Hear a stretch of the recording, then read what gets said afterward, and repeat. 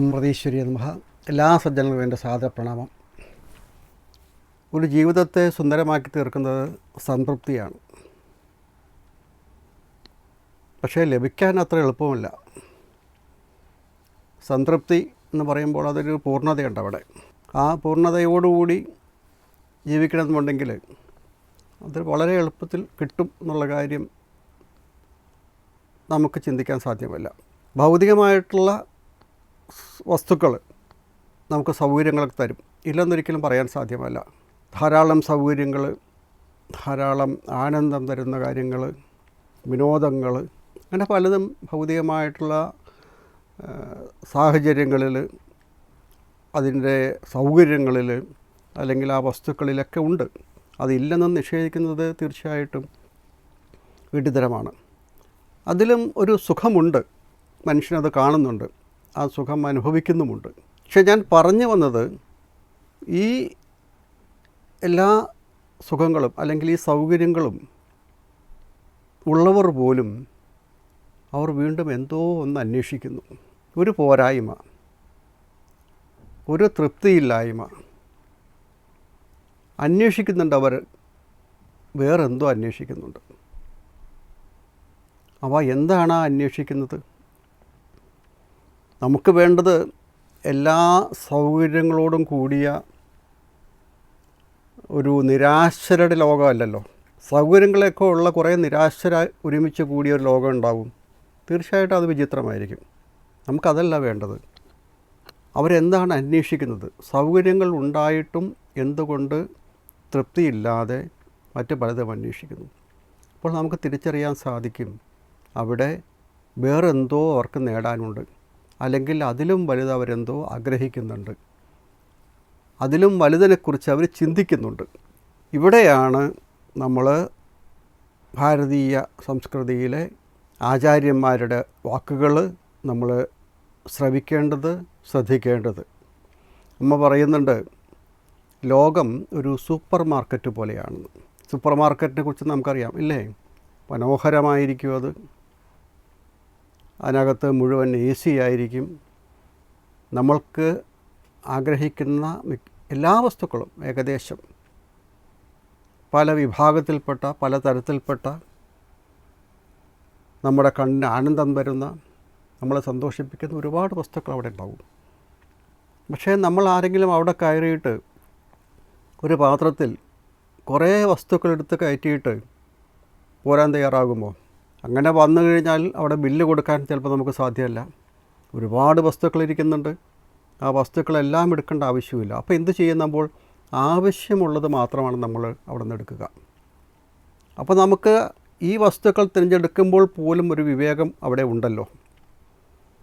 ആവശ്യമുള്ളത് മാത്രം എടുത്തിട്ടില്ലെങ്കിൽ പുറത്തിറങ്ങുമ്പോൾ ബില്ല് കൊടുക്കാൻ സാധിക്കുകയില്ല എന്നുള്ള തിരിച്ചറിവ് നമുക്കവിടെ ഉണ്ട്. അതുപോലെ തന്നെയാണ് ജീവിതത്തിനും ഒരു തിരഞ്ഞെടുക്കാനുള്ള ബുദ്ധി, വിവേകം നമ്മൾ കാണിക്കണം. ആവശ്യത്തിന് സമ്പാദിക്കുക എന്ന് പറയുന്നത് അതുകൊണ്ടാണ്. ചിത്രശലഭത്തെ പോലെ സഞ്ചരിക്കുക എന്നൊരു വാചകമുണ്ട്. ഒരു ജ്ഞാനി ശലഭത്തെ പോലെയാണെന്ന് പറയാറുണ്ട്. കാരണം ജ്ഞാനി മറ്റുള്ളവർക്ക് കണ്ണിൽ, അതായത് അവർക്ക് സന്തോഷം കൊടുക്കുന്നുണ്ട്, അതേസമയം അത് ഒരു ബന്ധവുമില്ലാതെ തന്നെ പാറി പറന്ന് നടക്കുകയും ചെയ്യാറുണ്ട്. അപ്പോൾ അതുകൊണ്ടാണ് പറയുന്നത് ജ്ഞാനി ഒരു ശലഭത്തെ പോലെയാണെന്ന് പറയുന്നത് അതുകൊണ്ടാണ്. ഒരു ബന്ധവുമില്ല, അതേസമയം മറ്റുള്ളവർക്ക് സന്തോഷം കൊടുക്കുന്നുമുണ്ട്. അപ്പോൾ ഈ തിരിച്ചറിവുണ്ടാകാനുള്ള മനുഷ്യൻ്റെ കഴിവ് എങ്ങനെ ഉണ്ടാകും? ഒരു ഗുരുവിൽ നിന്ന് സത്യത്തെ ഗ്രഹിച്ച് നമ്മൾ ആത്മതത്വത്തെ തിരയാത്തിടത്തോളം കാലം നമ്മുടെ ഉള്ളിൽ അവശേഷിക്കുന്നത് അവിദ്യ മാത്രമായിരിക്കും. ആ അവിദ്യയാണ് നമുക്ക് ദോഷമായി തരുന്നത്.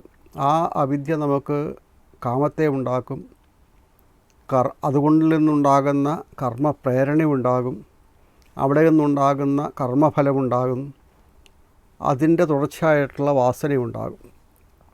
അപ്പോൾ ആ വാസന വീണ്ടും സഞ്ചയിച്ച് അത് വീണ്ടും കർമ്മമാകുന്നു, വീണ്ടും വാസനയാകുന്നു. ഇങ്ങനെ ഒരു ചക്രമായിട്ടത് പോയിക്കൊണ്ടേയിരിക്കും. അപ്പോൾ ആത്മതത്വം എന്ന് പറയുന്ന സമയത്ത് പലർക്കും അത് അത്ര രുചിക്കുകയില്ല, ഒന്ന് മുഖം ചുളിയും. ഈ ആത്മതത്വം എന്നൊക്കെ പറയുന്നത് നമുക്ക് വേണ്ടതാണോ, നമുക്ക് പറ്റിയതാണോ എന്നൊക്കെ തോന്നും. അപ്പോൾ അവിടെ ചിന്തിക്കണം നമ്മൾ. അമ്മ ലൗകികമായിട്ടുള്ള കാര്യങ്ങളെ പാടെ തള്ളിക്കളയണമെന്ന് ഒരിടത്തും പറയുന്നില്ല. പക്ഷേ അമ്മ പറയുന്നത് ശരിയായിട്ടുള്ള ആനന്ദം അതിലല്ല എന്ന് തിരിച്ചറിയണമെന്നാണ്. ഒന്നും ഉപേക്ഷിക്കണം നമ്മൾ പറയാറില്ല, സൗകര്യങ്ങൾ ഉപേക്ഷിക്കണമെന്ന് പറയാറില്ല, നമുക്കെന്തെങ്കിലും ആവശ്യമുണ്ടെങ്കിൽ അതെല്ലാം എടുക്കണമെന്ന് അമ്മ എടുക്കണ്ട എന്നും അമ്മ പറയാറില്ല. പക്ഷേ ശരിയായ ആനന്ദം അതിലല്ല എന്നുള്ള തിരിച്ചറിവ് നമുക്ക് വേണം എന്നാണ് പറയുന്നത്. അതായത് പഴത്തിൻ്റെ തോലിലല്ല, അതിൻ്റെ കാമ്പിലാണ് മധുരം എന്ന് തിരിച്ചറിയണം. ആ തിരിച്ചറിവ് നമുക്കുണ്ടായാൽ മതി. നമ്മുടെ വീട്ടിൽ ഒരു കള്ളൻ കയറി, നമ്മളപ്പോൾ എന്ത് ചെയ്തു? ഭയം കാരണം ഉറങ്ങിയ പോലെ നടിച്ചു കിടന്നു. കള്ളനാകട്ടെ എല്ലാം എടുത്തുകൊണ്ട് പോവുകയും ചെയ്തു. ഇതുപോലെ തന്നെയാണ് നമ്മുടെ ഉള്ളിൽ രാഗദ്വേഷങ്ങൾ കയറുന്ന സമയത്ത് അത് തിരിച്ചറിഞ്ഞില്ലെങ്കിൽ ഈശ്വരാധീനം നഷ്ടപ്പെട്ടു പോകുന്ന ഒരവസ്ഥയുണ്ടാകും. അപ്പോൾ സാധാരണ വീട്ടിൽ നമ്മൾ ചെയ്യും, ഒരു ബൾബ്, ഒരു ലൈറ്റ് നമ്മൾ കത്തിച്ചിടും. എന്താ? നമുക്ക് പെട്ടെന്ന് എന്തെങ്കിലും ഒന്ന് കാണേണ്ടൊരാവശ്യം വന്നാൽ, അല്ലെങ്കിൽ ഇരുട്ടിൽ നമ്മൾ തട്ടി വീഴാതിരിക്കാൻ. അതുപോലെ തന്നെ നമ്മുടെ ഉള്ളിലെ രാഗദ്വേഷങ്ങൾ കയറുമ്പോൾ തിരിച്ചറിയാൻ സഹായിക്കുന്നത് പോലെ തന്നെ നമ്മുടെ ഉള്ളിൽ ഈശ്വരനെ ഉണർത്താൻ വേണ്ടിയിട്ടുള്ള ആ ഈശ്വര സാന്നിധ്യം എന്ന് പറയുന്ന ഒരു ലൈറ്റ് എപ്പോഴും ഓണായി കിടക്കണം. അതല്ലെങ്കിൽ നമുക്ക് ഈശ്വരാധീനം നഷ്ടപ്പെട്ടു പോകും. ആ ലൈറ്റ് ഓൺ ചെയ്യുന്ന കാര്യത്തിൽ നമ്മൾ എപ്പോഴും ശ്രദ്ധാലുവാനായിരിക്കണം. ആ ശ്രദ്ധ വിട്ടുപോയാൽ തീർച്ചയായിട്ടും ആ കള്ളൻ നമ്മുടെ വീട്ടിൽ നിന്നെല്ലാം എടുത്തുകൊണ്ട് പോയതുപോലെ നമ്മുടെ ഉള്ളിലുള്ള എല്ലാ തരത്തിലുള്ള നല്ലതിനെയും നമുക്ക് നഷ്ടപ്പെടും. അപ്പോൾ രാഗദ്വേഷങ്ങൾ കയറുമ്പോൾ തിരിച്ചറിയാൻ സാധിക്കുന്നത് പോലെ തന്നെ പ്രധാനമാണ് നമ്മുടെ ഉണർവും ഈശ്വരനെ ഉണർത്താൻ വേണ്ടിയിട്ടുള്ള കഴിവും പ്രാർത്ഥനയുമെല്ലാം. നമ്മുടെ ജീവിതത്തിൻ്റെ വിജയത്തിന് നാം എത്രത്തോളം പ്രയത്നിക്കുന്നുണ്ട് എന്ന് നമ്മൾ ഓരോരുത്തരും ഒരു പരിശോധന നടത്തിയാൽ നമുക്ക് തിരിച്ചറിയാൻ സാധിക്കും നമ്മൾ എത്രത്തോളം പ്രവർത്തിക്കുന്നുണ്ട്, അല്ലെങ്കിൽ എത്രത്തോളം പ്രയത്നിക്കുന്നുണ്ട് എന്നുള്ളത്. നമുക്ക് ഒരു ദിവ്യശക്തിയുമായി അഭേദ്യമായൊരു ബന്ധമുണ്ട്. അത് നിലനിർത്താനും വളർത്താനും നമ്മുടെ രക്ഷയ്ക്കായിട്ടും ചെയ്യേണ്ടതാണ് നാമസ്മരണവും യജ്ഞങ്ങളുമെല്ലാം. അതാണ് നമ്മൾ പരമ്പരാഗതമായിട്ട് ചെയ്തു വന്നിരുന്നതും ആചാര്യന്മാർ പറഞ്ഞു തന്നതും നമ്മുടെ തലമുറകളായിട്ട് ചെയ്തു വന്നത് കാര്യങ്ങളും എല്ലാം ഇതും തന്നെയാണ്. അത് പല രൂപത്തിലും പല ഭാവത്തിലുമായി ചെയ്തിരുന്നത് മാത്രമേ ഉള്ളൂ. ഭഗവത്ഗീതയിൽ ഭഗവാൻ സൂചിപ്പിക്കുന്നുണ്ടല്ലോ, ദേവാൻ ഭാവയതാദേന തേ ദേവ ഭാവയന്തുവ പരസ്പരം ഭാവയന്ത ശ്രേയ പരമവാപ്സ്യഥാന്ന്. അപ്പോൾ യജ്ഞരൂപത്തിലുള്ള കർമാനുഷ്ഠാനങ്ങൾ കൊണ്ട് നിങ്ങൾ ദേവന്മാരെ സന്തോഷിപ്പിക്കുവിൻ. ദേവന്മാരെന്ന് പറയുമ്പോൾ സകല പ്രകൃതി ശക്തികളെയും ഉദ്ദേശിച്ചിട്ടാണ് പറയുന്നത്. നമുക്ക് ഈ പ്രകൃതിയിൽ നിന്ന് കിട്ടുന്ന എല്ലാ സൗകര്യങ്ങളും അത് തരുന്നത് ആരാണോ അവരെ എല്ലാം നമുക്ക് ദേവനായിട്ടോ ദേവിയായിട്ടോ എല്ലാം സങ്കല്പിക്കാം. അതാണ് വേണ്ടതും. അപ്പോൾ എല്ലാം നമുക്ക് കിട്ടുന്ന സമയത്ത് അവരോട് നമുക്കൊരു നന്ദിയുള്ള ആളായിരിക്കണം നമ്മൾ. നമ്മൾ എപ്പോഴും സാധാരണ പറയുന്നതാണ്, നമ്മൾ മനുഷ്യൻ നന്ദിയുള്ളവരായിരിക്കണമെന്ന് പറയും. അതിന് തുല്യമായ രീതിയിലാണ് ഇത് വരുന്നതും. അപ്പോൾ ഇവിടെ ഭഗവാൻ പറയുന്നത്, ആ ദേവന്മാരെ സന്തോഷിപ്പിക്കുവിൻ, സന്തുഷ്ടരായ ആ ദേവന്മാർ നിങ്ങളെയും സന്തോഷിപ്പിക്കട്ടെ എന്നാണ് പറയുന്നത്. അപ്പോൾ ഇങ്ങനെ പരസ്പരം സന്തോഷിപ്പിച്ചാൽ നിങ്ങൾക്ക് പരമമായ ശ്രേയസ് കൈവരിക്കാൻ സാധിക്കും. എത്ര മനോഹരമായിട്ടാണ് കാര്യങ്ങൾ പറഞ്ഞിരിക്കുന്നത്. സകല ശക്തികളെയും ദേവഭാവനയോടുകൂടി നമ്മൾ സന്തോഷിപ്പിക്കുക. അങ്ങനെ വരുമ്പോൾ തീർച്ചയായിട്ടും നമുക്ക് കിട്ടുന്നത് കിട്ടും. അതൊരു യജ്ഞഭാവത്തിൽ ചെയ്യാനാണ് പറഞ്ഞിരിക്കുന്നത്. അപ്പോൾ യജ്ഞഭാവം എന്ന് പറയുമ്പോൾ ഒരു സമർപ്പണത്തിന് ഭാവം വരുന്നുണ്ട്. നമ്മൾ സാധാരണയിൽ ചെറിയ ചെറിയ വഴിപാടുകളൊക്കെ ചെയ്യാറുണ്ടല്ലോ. അത് വേണമെങ്കിൽ യജ്ഞത്തിൻ്റെ ഒരു ചെറിയ പതിപ്പായിട്ട് നമുക്ക് കാണാം അല്ലേ. പ്രാർത്ഥിക്കാൻ നമ്മൾ പോകുന്നു. ഈ പ്രാർത്ഥന ചിലവുള്ള കാര്യമൊന്നുമല്ല. പക്ഷേ നമ്മൾ എന്തെങ്കിലും ഒന്ന് പ്രാർത്ഥിക്കുന്ന സമയത്ത് ക്ഷേത്രത്തിലോ ആശ്രമങ്ങളിലോ ഒക്കെ സമർപ്പിക്കുമ്പോൾ അപ്പോഴാണത് ശരിക്കും പറഞ്ഞാൽ അതൊരു യജ്ഞമായി മാറുന്നത്. അല്ലെങ്കിൽ നമ്മൾക്ക് എന്തെങ്കിലും നേടാൻ വേണ്ടിയിട്ടാവും. ഇവിടെ അങ്ങനെയല്ല. ഒരു ഭാവം, ആ യജ്ഞത്തിൻ്റെ ഒരു ചെറിയ ഭാവം അവിടെ വരുന്ന സമയത്ത് അതിന് വലിയ ഒരു അളവിലേക്ക് മാറ്റാൻ സാധിക്കും.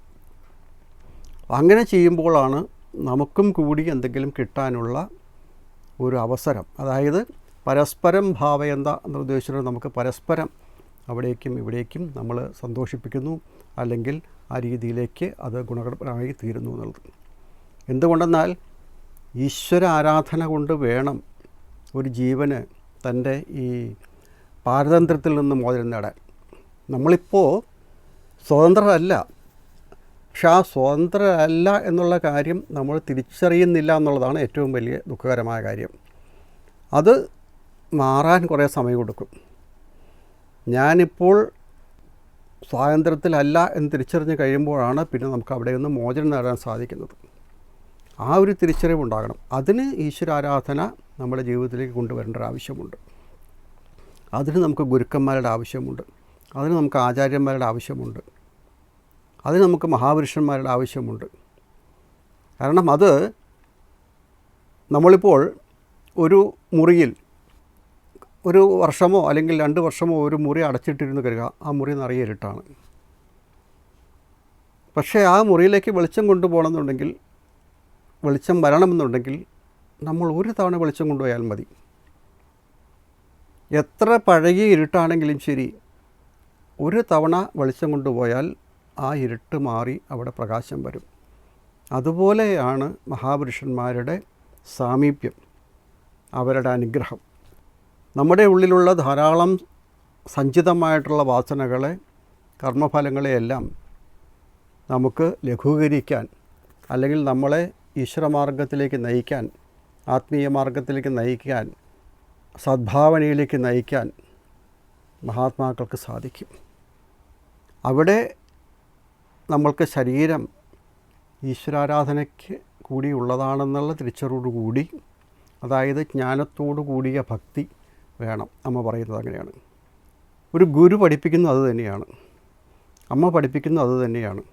അമ്മ എപ്പോഴും പറയുള്ളൂ ജ്ഞാനത്തോടു കൂടിയ ഭക്തി വേണമെന്നാണ് അമ്മ പറയുന്നത്. അതുകൊണ്ടാണ് പറയുന്നത് ജീവിത സത്യത്തെ പ്രതിഫലിപ്പിക്കുന്ന കണ്ണാടിയാണ് ഗുരു എന്ന് പറയും. നമ്മുടെ ജീവിതത്തിലെ നമുക്ക് തിരിച്ചറിയാൻ സാധിക്കുന്ന, മാത്രമല്ല അജ്ഞാനത്തിൻ്റെ നീണ്ട ഉറക്കത്തിൽ നിന്ന് ഗുരു നമ്മളെ ഉണർത്തുകയാണ് ചെയ്യുന്നത്. അതാണ് ഗുരുവിൻ്റെ ഏറ്റവും വലിയ പ്രാധാന്യം. അതുകൊണ്ടാണ് എപ്പോഴും നമുക്കൊരു ഗുരുവിൻ്റെ സാമീപ്യവും ഗുരുവിനെ ലഭിക്കുന്നതും വളരെയധികം പുണ്യം ചെയ്താൽ മാത്രമേ സാധിക്കൂ എന്ന് പറയുന്നത് അതുകൊണ്ടാണ്. അതുകൊണ്ട് നമ്മുടെ ഉള്ളിലുള്ള ഇരുട്ടിനെ മാറ്റാൻ, അല്ലെങ്കിൽ നമ്മുടെ ഉള്ളിലുള്ള ശത്രുവിനെ മാറ്റാൻ പുറത്ത് യുദ്ധം ചെയ്തിട്ടൊരു കാര്യമില്ല. അകത്താണ് യുദ്ധം ചെയ്യേണ്ടത് എന്നുള്ളത് പ്രധാനപ്പെട്ടൊരു കാര്യം ഗുരു നമ്മളെ പഠിപ്പിച്ചു തരും. കാരണം അകത്ത ശത്രുവിനെ തുരത്താൻ വേറെ കുറുക്ക് വഴികളൊന്നുമില്ല. അത് ഗുരു പഠിപ്പിച്ചു തരുന്നു. ഇതാണ് നീ ചെയ്യേണ്ടത് എന്ന് പറഞ്ഞ് ഗുരു കൂടെ നിന്ന്, നമ്മളോടൊപ്പം നിന്ന്, നമ്മുടെ ശത്രുവിനെ യുദ്ധം ചെയ്ത് കീഴ്പ്പെടുത്തി നമ്മുടെ ഉള്ളിലുള്ള അന്ധകാരത്തിനെ മാറ്റി അവിടെ പ്രകാശം പരത്താൻ ഗുരു നമ്മളെ സഹായിക്കുന്നു. അല്ലെങ്കിൽ ഗുരു നമ്മുടെ കൂടെ നിൽക്കുന്നു. അതാണ് മഹാത്മാക്കളുടെ ഏറ്റവും വലിയ പ്രാധാന്യം. അതുതന്നെയാണ് അമ്മയും നമ്മളെ കാണിച്ചു തരുന്നത്. അമ്മയാണ് നമ്മുടെ കൂടെ നിൽക്കുന്നതും. ആ തിരിച്ചറിവോടുകൂടി മുന്നോട്ട് പോകാൻ സാധിച്ചാൽ തീർച്ചയായിട്ടും ജീവിതം എന്ന ഒരു വലിയ പാഠത്തിനെ മനസ്സിലാക്കിക്കൊണ്ട്, ജീവിത സത്യം എന്താണെന്ന് തിരിച്ചറിഞ്ഞുകൊണ്ട് മുന്നോട്ട് പോകാൻ നമുക്ക് സാധിക്കും. ഒരു മനുഷ്യൻ സാധാരണ പല ജീവിത സാഹചര്യങ്ങളോടും പടവെട്ടിയിട്ടാണ് ജീവിക്കുന്നത്. അതുകൊണ്ട് തന്നെ നിരന്തരമായ ഒരു അനുഭവ പരമ്പരയാണ് ജീവിതം എന്ന് പറയാറുണ്ട്. ഈ അനുഭവ പരമ്പര അല്ലെങ്കിൽ ജീവിതം ഒരു ചക്രമായി തീരാതിരിക്കാനാണ് ആത്മീയമായ അറിവ് നേടേണ്ടത് എന്ന് പറയാറുണ്ട്.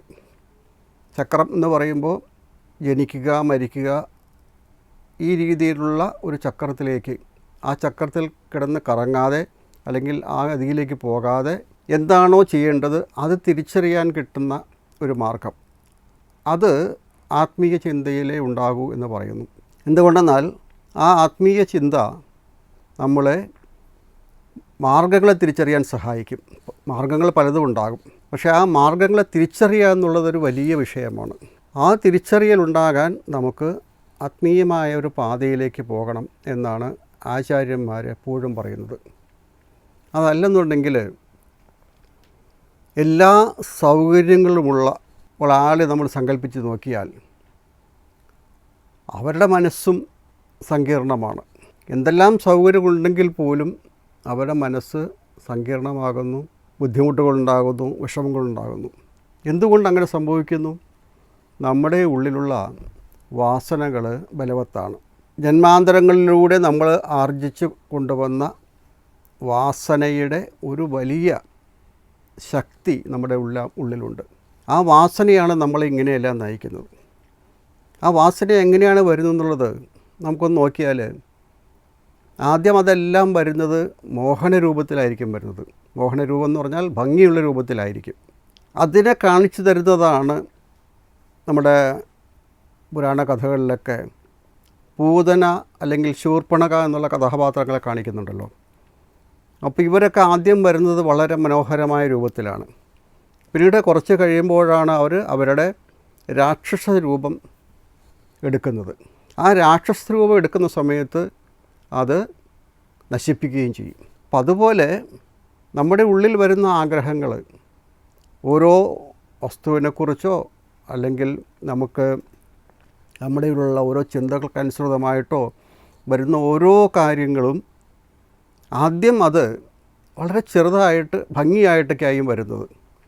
പിന്നീട് അത് എങ്ങനെയാണ് നമ്മളെ നശിപ്പിക്കുന്നതെന്ന് നമുക്ക് തിരിച്ചറിയാൻ സാധിക്കണമെങ്കിൽ അമ്മ പറയുന്ന ഒരു ഉദാഹരണങ്ങളുണ്ട്. അതായത് സാധാരണഗതിയിൽ സംഭവിക്കുന്ന ചെറിയ ഉദാഹരണങ്ങളാണ് അമ്മ പറയുന്നത്. ഒരു കൂട്ടുകാരൻ ചിലപ്പോൾ ഒരു സിഗരറ്റല്ലേ വലിക്കൂ എന്ന് പറയും. അപ്പോൾ ആദ്യം നമ്മൾ കരുതും ഒന്നല്ലേ, സാരമില്ല എന്ന് കരുതും. അതുപോലെ തന്നെ മദ്യപാനത്തിൻ്റെ കാര്യത്തിലാണെങ്കിലും അല്പം എന്നായിരിക്കും പറഞ്ഞു തുടങ്ങുന്നത്. പക്ഷേ അത് പിന്നീട് എവിടെയാണ് എത്തിച്ചേരുന്നത് തിരിച്ചറിയാൻ പറ്റാത്ത രീതിയിൽ വളരെ ചെറിയ രൂപത്തിലുള്ളത് ഭീമാകാരമായ രൂപത്തിലേക്ക് വളർന്ന് നമ്മളെ തന്നെ നശിപ്പിക്കുന്ന, കാർന്നു തിന്നുന്ന, നമുക്ക് ദോഷകരമായി തീരുന്ന, നമ്മുടെ എല്ലാ സമാധാനത്തെയും തറക്കുന്ന ഒരു സംഭവമായിട്ടത് മാറും.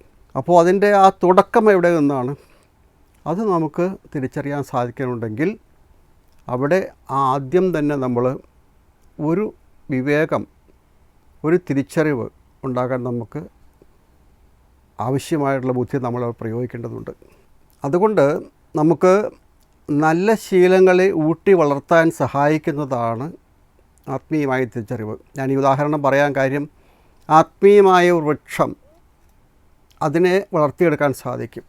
ഒരു വൃക്ഷം എങ്ങനെയാണോ നല്ല ഫലം തരുന്നത്, അതുപോലെ ആത്മീയതയും നമുക്ക് ഈ നേരത്തെ സൂചിപ്പിച്ച ആ ദുഷ്ഫലങ്ങളിൽ നിന്ന് അല്ലെങ്കിൽ ദുഷ്ചിന്തകളിൽ നിന്ന് മാറി നമുക്ക് ചിന്തിക്കാൻ അവസരം തരും. അപ്പോൾ നല്ല ഫലങ്ങൾ തരുന്ന വൃക്ഷമായി മാറിയെടുക്കുന്നുണ്ടെങ്കിൽ അതിന് മുൻപ് തന്നെ അത് വളരെ ചെറുപ്പത്തിൽ തന്നെ വളർത്തിയെടുക്കേണ്ട ഒരു ആവശ്യമുണ്ട്. അങ്ങനെ വരുന്ന സമയത്ത് അത് വളർന്ന് ഫലം മാത്രമല്ല അനേകം പേർക്ക് തണലും കൂടി ഏകുന്ന ഒരു സാഹചര്യം ഉണ്ടാകും. അതുപോലെ തന്നെയാണ് ഒരു മഹാത്മാവിൻ്റെ ജീവിതവും എന്ന് പറയും. അനേകം പേർക്ക് തണലേകുന്നത്. മഹാത്മാക്കളുടെ ജീവിതത്തെക്കുറിച്ച് പറയുന്നത്, ഒരു നദി ഒഴുകുന്നത് നദിക്ക് വേണ്ടിയിട്ടല്ല, ആ നദിയിൽ നിന്ന് ജലമെടുക്കുന്നത് മറ്റുള്ളവരാണ്. നദിക്ക് വേണ്ടിയല്ല അത് ഒഴുകുന്നത്. അതുപോലെ തന്നെ വൃക്ഷം സ്വയമേവ ആ ഫലങ്ങൾ ഉപയോഗിക്കുന്നില്ല. അതും മറ്റുള്ളവരാണ് ഉപയോഗിക്കുന്നത്. ഇതുപോലെ തന്നെയാണ് മഹാത്മാക്കളെന്ന് പറയും. അവരുടെ ജീവിതം എപ്പോഴും മറ്റുള്ളവർക്ക് ഗുണകരമാകുന്ന രീതിയിലായിരിക്കും. അവർ സ്വയം മറ്റുള്ളവർക്ക് തണലേകുന്നു, മറ്റുള്ളവർക്ക് ആശ്വാസമേകുന്നു, മറ്റുള്ളവർക്ക് അഭയമായി തീരുന്നു.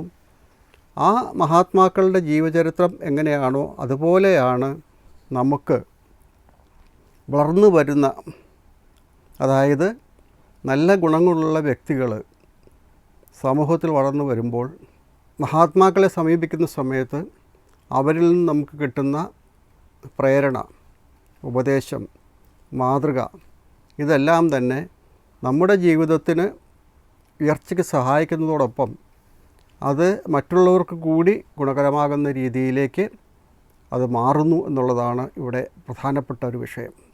നേരത്തെ പറഞ്ഞ പോലെ നമ്മൾക്ക് ആ ഗുണകരമായെന്ന രീതിയിലേക്ക് ശുദ്ധീകരിക്കപ്പെടാൻ സാധിച്ചാൽ അത് നമുക്ക് മാത്രമല്ല മറ്റുള്ളവർക്ക് കൂടി ഗുണകരമായി തീരുന്നുള്ളൂ എന്നുള്ളതാണ് സത്യം. ഒരു നദിയിലെ വെള്ളം കുടിക്കാൻ സാധിക്കും, വൃത്തിയാക്കാൻ സാധിക്കും, കൃഷി ചെയ്യാൻ സാധിക്കും, അങ്ങനെ പല കാര്യങ്ങൾക്ക് ഉപയോഗിക്കാം.